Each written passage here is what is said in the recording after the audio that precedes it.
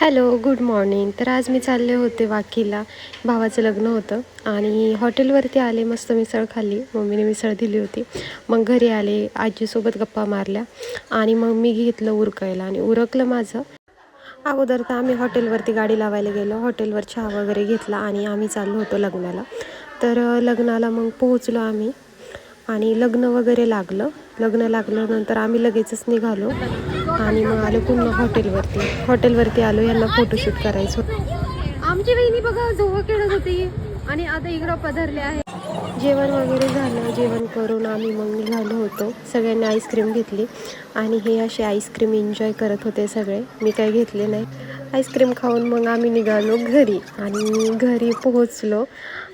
त्यानंतर मग मी उरकलं माझं, फ्रेश झाले आणि वरात चालू झाली होती तोपर्यंत.